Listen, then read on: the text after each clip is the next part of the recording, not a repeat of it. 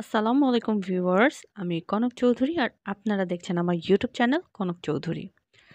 দর্শক, আজকে আমি আপনাদের জন্য একটা খুশির সংবাদ নিয়ে এসেছি বলতে পারেন।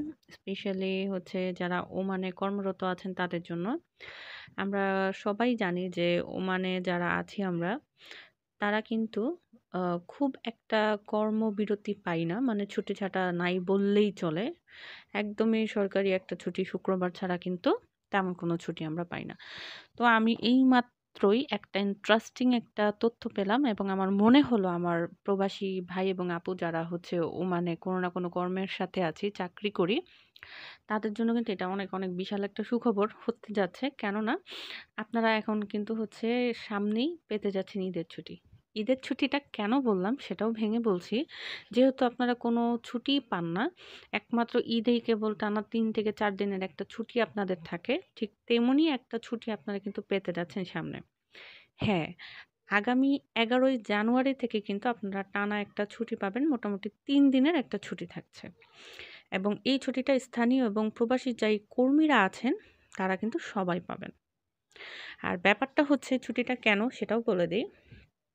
ওমানের সুলতান হাইথাম বিন তারিক এর ক্ষমতা গ্রহণের দিন অর্থাৎ ১১ই জানুয়ারিকে সরকারি ছুটি হিসেবে কিন্তু ঘোষণা করা হয়েছিল। আর ইন্টারেস্টিং ব্যাপার হচ্ছে এবারের ১১ই জানুয়ারি হচ্ছে বৃহস্পতিবারে। সো বুঝতেই পারছেন যেহেতু বৃহস্পতিবারে আপনারা হচ্ছে আ এ আরকি এই ছুটিটা পাচ্ছেন, তারপরের দিনই হচ্ছে শুক্রবার। তো এইভাবে কিন্তু আপনারা মোটামুটি টানা ৩ দিনের একটা ছুটি পাচ্ছেন। আর এই আ ১১ই জানুয়ারি আ ওমানের সুলতানের কিন্তু ক্ষমতা গ্রহণের ৪ বছর পুরো হবে।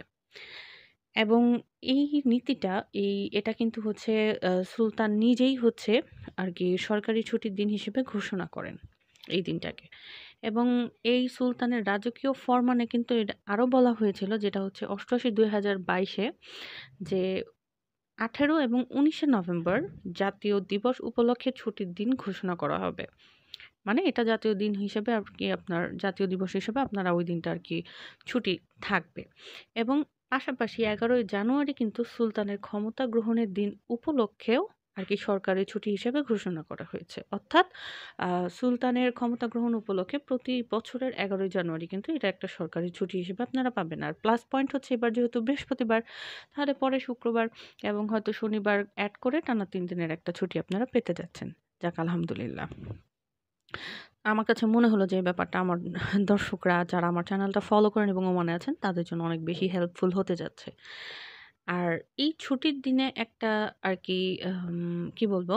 যে ব্যাপার হচ্ছে যে যদি আপনাদের নিয়োগকর্তারা চায় যে আমি আমার কর্মীকে দিয়ে কাজ করাবো, সেটা করাতে পারবে। তবে সেক্ষেত্রে আপনাকে অবশ্যই তাদেরকে অতিরিক্ত পারিশ্রমিক দিতে হবে এবং এটি শ্রম মন্ত্রণালয় থেকে কিন্তু জানানো হয়েছে।